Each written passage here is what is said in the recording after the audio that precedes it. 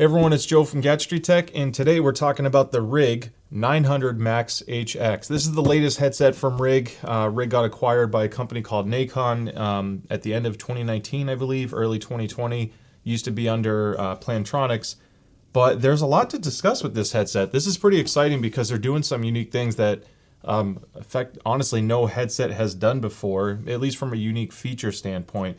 So it's going to be fun to talk about that. Now I have the Rig 800 for reference as well, so I'll make some comparisons in case you own the 800 and you want to see if it's worth upgrading to the 900 or not. Otherwise, this review will be kind of like the normal format where we cover everything from comfort, build quality, the microphone, sound quality, the apps, all this stuff, everything you need to know prior to making a purchase. So let's get into it. Now, Rig did send this to me for review, so huge thanks to them. It won't affect what I say about it, but when companies send it to me early, it helps me get a higher quality review done for you all. So I just want to say thanks. There's no kickbacks or affiliate links or marketing or anything like that with this video. The link in the description below will take you to Best Buy because right now they are the exclusive carrier of this model, I think at least leading into the holiday season. So I don't know if that's going to change later. It likely will.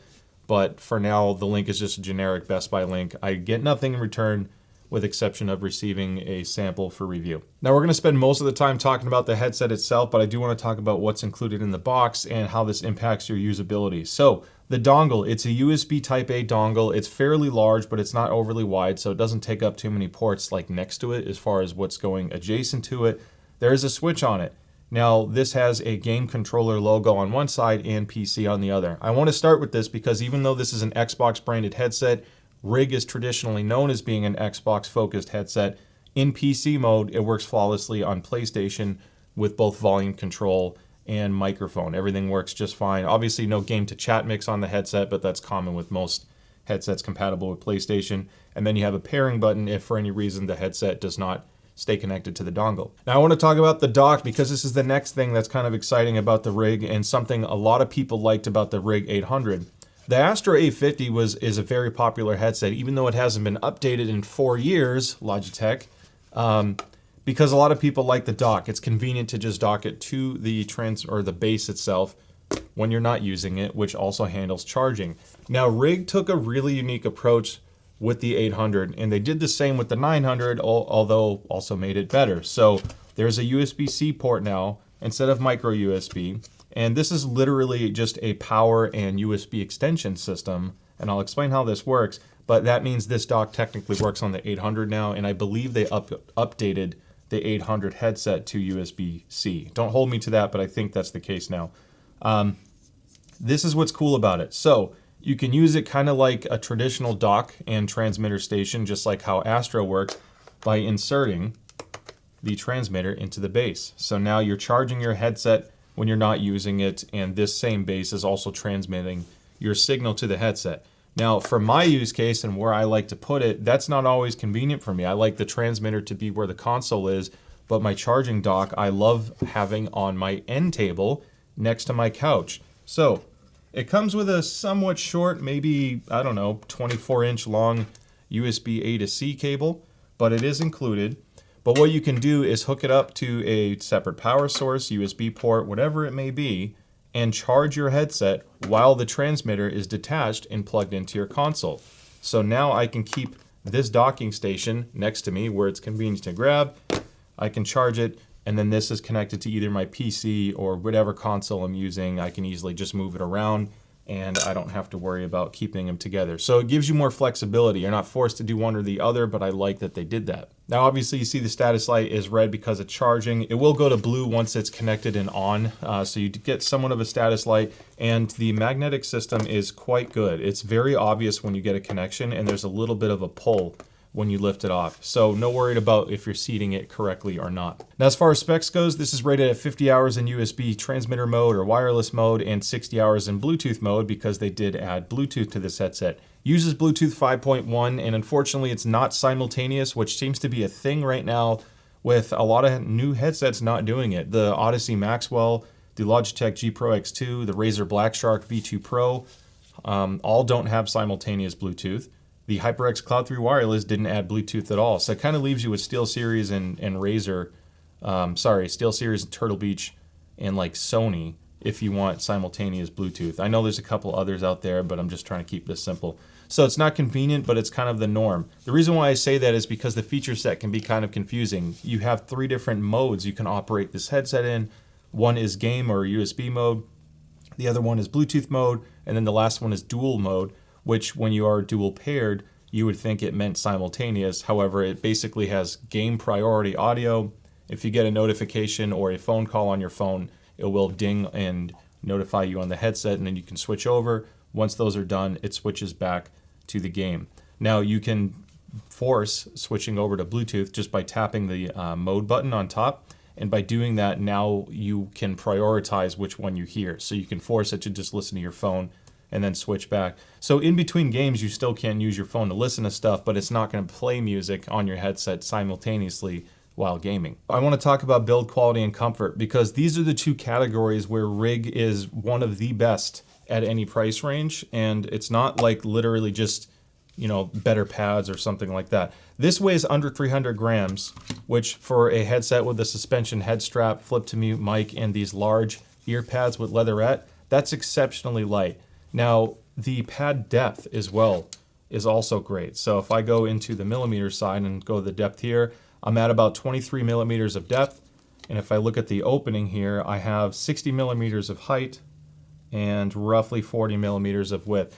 It's noticeably larger than the SteelSeries Nova 7 lineup, which has been one of my favorite Xbox headsets for comfort, as long as it fits your ear. The Nova 7 ear cups are a little bit more narrow and small, which is why I liked using the Wicked Cushion's freeze pads on those because it opened it up. This doesn't need a pad swap because it has leatherette. It's very light material. It's very compliant, so you can wear these with glasses, and they're deep enough and wide enough to fit ears of all shapes and sizes. So the comfort is insane. Now that's further aided, the lightweight and the pad quality, further aided by the headband design. Uses a spring steel headband with a suspension strap. Now you dial in the height or the size of your headset by using this removable ear cup design. You can see it's literally fully detached from the headset. This is also nice too, I think, if you accidentally sit on your headset, because those will pop off before this can ever break. Snap this back in. I'm on the medium setting. Obviously up here is your small, and this is your large. Now it's really cool. They have this stiffness dialed in just right with the strap. So if you set it to medium and your head is still on the smaller side, you'll notice that this has no problem staying in the position I just put it on my ear, which is too high right now. My earlobes are sticking out of the bottom a little bit. So I lower it into place, get a nice fit and feel seal around my ear, and it's still holding in the exact place that I want. This is huge. It makes sizing a breeze, and you have a fixed starting point where the suspension strap does the rest. Now they use a like breathable mesh fabric material. It's a little bit scratchy, so if you have no hair on the top of your head, you might feel that, but it's not like terrible. It won't sweat at least because of that breathable material. So it's nice because you can size it to your head. It's lightweight. The clamp is light, and that makes this one of the most comfortable headsets I own. In fact, I have my like headset wall of fame where there's a bunch of headsets I just won't ever put away, and I use them to help give a baseline for all of my reviews. One of them that has stayed out has been the InZone H9, which I'm not really a fan of, but for when I game on PlayStation, it is so comfortable. I use that when I play Gran Turismo and I do like a 2-hour race. Now I don't need to use my H9 anymore because this is even more comfortable. And as mentioned earlier, the transmitter works perfectly fine on PlayStation. Just put it in USB mode. Now I want to briefly compare this to the RIG 800. The RIG 800 switches out the spring steel headband for plastic, but overall it's the same general design. They use the same cup design and the same pad shape and design. So very, very similar from a comfort and feel, but the 900 is switching out to spring steel on the headband. Now both of these, when you pop off the ear cups, this is something I didn't really know until recently. I can pop off the cups.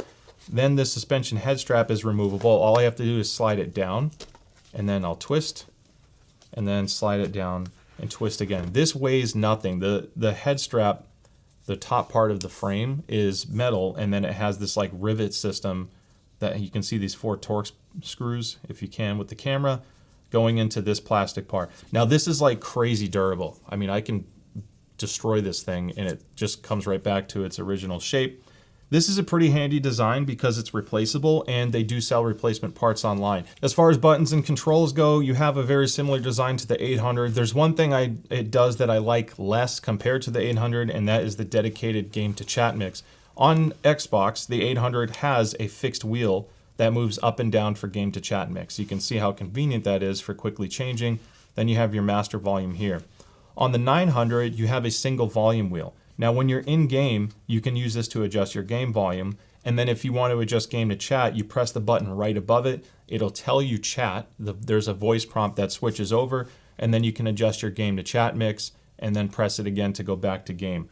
So it is an extra step. It's still very fast. It's easy enough to use. It's just not as quick as the 800. Now, in place of that 800 game to chat mix is the Bluetooth button, which you can use for playing and pausing music, switching headset modes, answering a phone call, things like that. Then you have your power button down here, USB-C instead of micro USB, which is nice. And then same design, flip to mute. I love flip to mute. It's my favorite thing because sometimes people come in the room and I just want to quickly get the mic up and out of the way. They did switch the microphone design. So the 800 has this more traditional looking mic where everything is very flexible. However, it was easy to twist the mic to not face your mouth correctly. And then you compare it to the 900, which is a lot stiffer. It doesn't have as much twist to it. You basically just can bend it slightly in or bend it slightly out depending on how close you want it to your mouth. Otherwise, it's still flipped to mute and you do get an audible tone there as well. All right, now I'm talking to you on the Rig 900 Max HX microphone. This isn't the best sounding microphone out there, obviously. I think the latest stuff from Razer and Corsair have better microphones, but it's kind of like middle of the pack, more comparable to like Sony's InZone mics or SteelSeries microphones. As far as noise rejection goes, if I type on a keyboard, whether I'm talking or not, I think you can still hear the noise in the background. There's a slight noise reduction due to the microphone design, but it's not using active noise reduction. So there is not an aggressive noise gate or anything to contend with here. But the microphone gain is also adjustable via the app. I'll show you the app here in a moment, but I strongly suggest considering boosting it depending how loud you talk, because out of the box it was a little bit quieter than some other headsets in this price range. Now, in addition to adjusting microphone sensitivity in the mobile app, you can also adjust side tone. Now, in the basic mode, you can adjust side tone from like an off, low, or high, but if you enable expert mode or advanced mode, you can have a slider adjusting to a much more granular level. If you maximize the side tone, it gets crazy loud, louder than any side tone I've ever heard. In fact, it makes the room louder than it really is, almost acting like a hearing aid effect. That does introduce a lot of white noise or hiss, and because of that, you're going to be competing with more sounds. Thankfully, it's adjustable. The microphone clarity on the side tone is not as good as the HyperX Cloud 3 wireless, but it is better than stuff like the Razer Black Shark V2 Pro 2023 edition. So at least they give you the option to kind of dial it in to your liking or disable it entirely. All right, now I want to talk about sound quality, but start from an objective standpoint first, because this takes away my opinion or personal feelings on it, and it just shows you how this measures compared to other stuff I have measured. I'll have a link to this in the description below, and I am constantly adding more headsets to the database because I keep everything I review. So with that being said, looking at the frequency response, this is actually a really nicely tuned headset that most gamers prefer. A lot of gamers do like extra bass. They don't want a very neutral and flat headset. And there's enough treble energy here where it still sounds fairly detailed, and the upper mid-range all the way up to the high treble is not too aggressive, but it's not dull either. You get a really nice balance of airiness up top, but it's not so sharp sounding that at louder volumes it hurts your ears. So this sounds a little bit less forward and abrasive than something like from SteelSeries. It has a similar bass profile to the Turtle Beach Stealth Pro, but the mid-range is filled in nicely. Now, I also measure for things called driver matching, which is the left driver versus the right driver. How close are they to each other? And as you can see in the measurements on the bass region and the upper mids and treble, it is excellent. And that does play a big role with imaging and footsteps performance. My particular headset, keep in mind, I got mine pre-production and I'm on a pre-release firmware. I think it's going to improve over time, but I had a slight driver mismatch in a very narrow window in the mids. You can see between 300 and 600 hertz is a little bit of a variance here.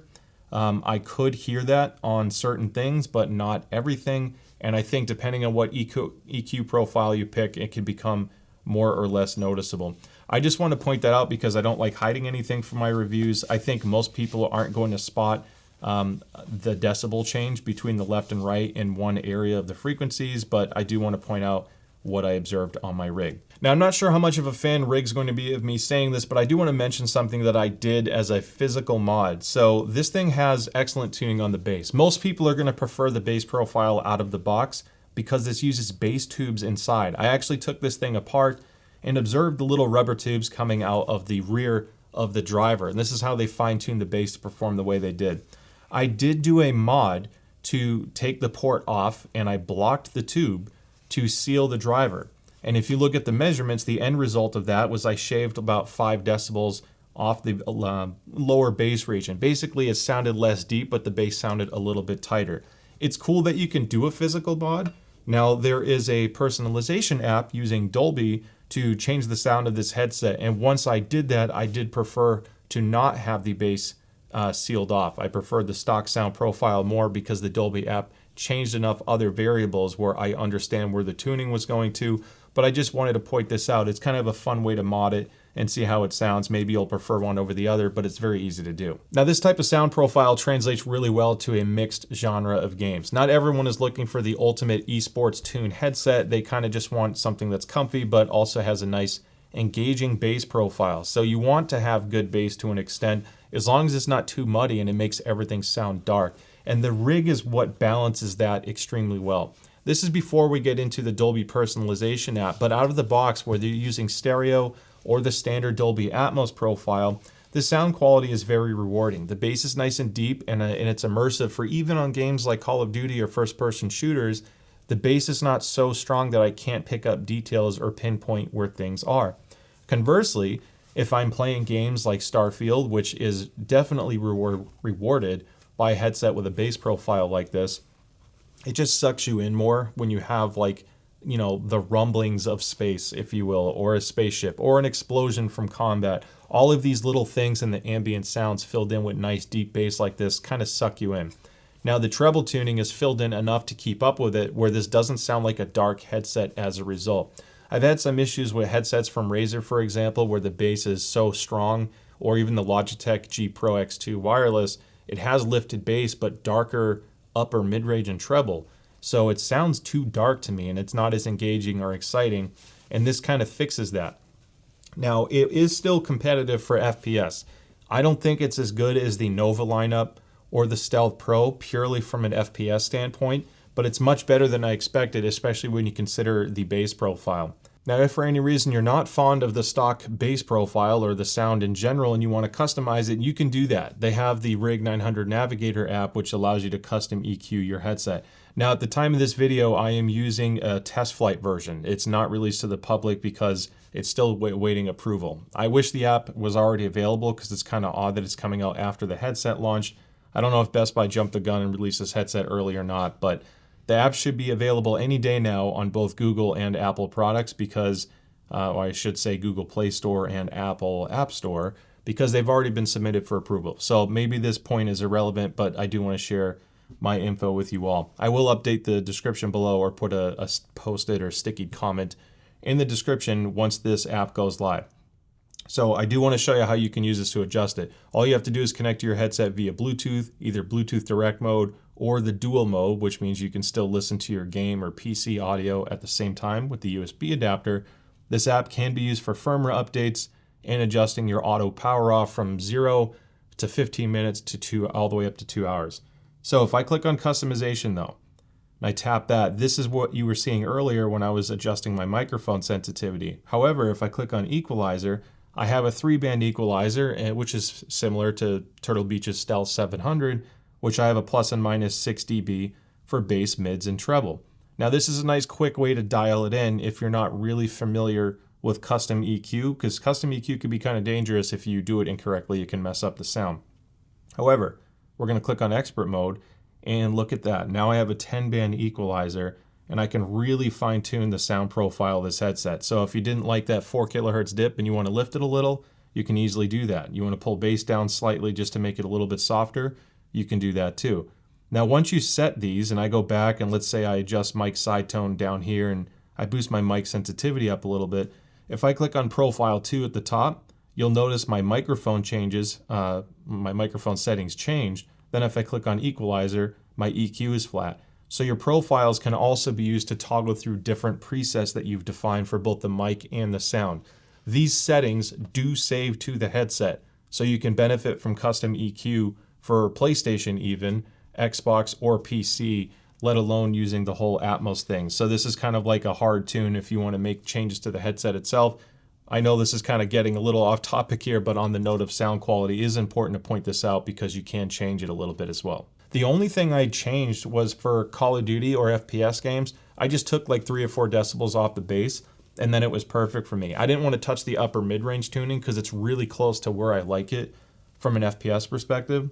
And whether I was streaming or just playing casually at night, I really like the sound profile. It's not like really hard-hitting tight bass. It's a little bit softer and a little bit deeper sounding. So it's not going to punch as hard as Logitech or SteelSeries, which has a tighter bass but not as full sounding. So I want to talk about tuning now. And this whole Dolby personalization thing is what stands out as the most unique feature of the Rig 900. Unlike anything I've used before that scans my ear to adjust what's called an HRTF, head-related transfer function, that is adjusting the sound for how the sound leaves the headset, interacts with your ear before it enters your ear canal. This new Dolby personalization app, you do it on your mobile phone. You scan your whole face, not just your ear. You do all this stuff, and it measures it, and the phone's like vibrating as you're moving your head, telling you what to do. It saves the profile to an account on Dolby. You then log into that same account on Dolby Access on your PC or Xbox, and it loads that custom HRTF. This is the only headset on the market that uses this so far. And when it's done at the Dolby level, any game rendered to use the Dolby Atmos engine benefits from it. This is where it gets crazy. It's a whole different experience, and I did not expect it to sound good because every other iteration I've tried with this type of head scanning software between Sony's or SXFI, it always made it sound worse. I lost too much detail in the mid-range. It was really sharp sounding in the treble, and it always hurt. So I never used it. This is so much more subtle, but it's this like little tiny details that gets changed and alters the soundstage to sound more wide. It does sound more virtual. The soundscape does sound more vast. So if you are playing, especially on single player games, you feel like you're more in the environment than just with the standard default Atmos tune or stereo mode. It even helped in Call of Duty, which kind of shocked me. I was playing the chaotic map of Shipment because the double XP and all that stuff going on in the past few days, which has been awesome for grinding some guns. And man, you can still hear everything, but the airstrikes, the grenades, all of the stuff that's going on that's chaotic, it just sounded more immersive because I had the bass to go with it. It wasn't too fatiguing. And it is seriously such a fun. This is like what gaming is about. It's just about having fun and enjoying your games, right? I didn't feel like the headset was keeping me from being competitive, but I really enjoyed what it did with the immersion factor for me. It just pulled me in more. And I think that's a testament to that app. All right, so at $250, the Rig 900 is in a pretty unique spot. Part of what you're paying for is kind of like a stealthy build quality. It really is built like a tank. And then, like I said, it's one of the most comfortable headsets I've used at any price range. Even if you look at ones over $300, I would take this on comfort. Sound quality is very immersive. It's not too sharp sounding. It's not too dark sounding. I think overall it's a very safe tune that will please like 90% of the audience out there from a sound profile perspective. It does have Bluetooth, which is awesome. It does have a 50-hour battery, which is comparable to like the mid-range of headsets these days. I wish it had simultaneous Bluetooth or an aux input just to have some kind of extra thing at $250 to really solidify it as one of the top picks. Overall, though, I do like it a lot. I would take this over the Logitech G Pro X2 because that software doesn't work too hot for me compared to how simple the mobile app is. And then this is noticeably more comfortable than the G Pro X2. And I like the way this sounds more out of the box. I get more detail. So that's a direct price point competitor. Now, SteelSeries Nova 7 gives you a little bit more bang for your buck, but I don't think people will like the comfort and sound quality on the Nova 7 as much as they would on the Rig 900. So part of what you're paying for is that.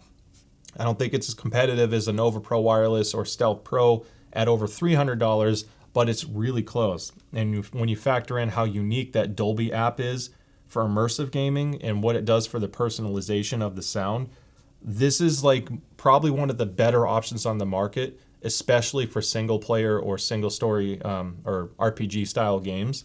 Starfield, for example, it really is incredible. It's just not perfect and it's not for everyone. Not one headset is. So I hope this video helped you in making your decision if you're considering this or not, or if you just wanted to learn about the latest and greatest coming out there. I hope you got something out of it as well. So thank you so much for the support and making it to the end. Don't forget to like and subscribe, and I'll see you in the next video. Take care.